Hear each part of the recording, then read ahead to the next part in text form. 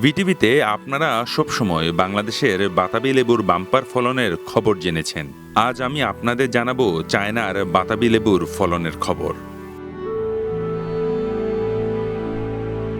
এমন থোকায় থোকায় বাতাবি লেবু ঝুলে আছে চীনের ইউ শহরে, তাও আবার রাস্তার ফুটপাতের উপর।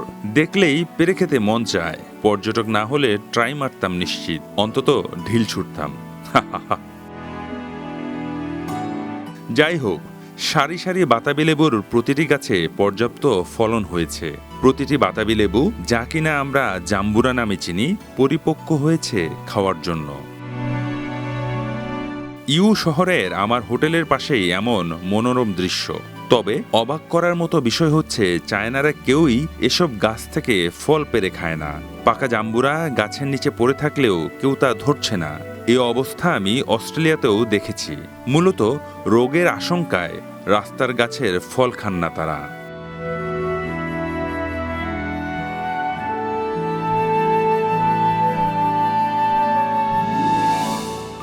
বাতাবি লেবুর এই গাছগুলোর ফল খাওয়া হোক আর না হোক, নগরের সৌন্দর্য বর্ধনে বিশাল ভূমিকা রাখছে। মন ভরিয়ে দেয় পর্যটকদের। প্রতিটি গাছকে সুন্দর করে নার্সিং করে কাউন্সিল।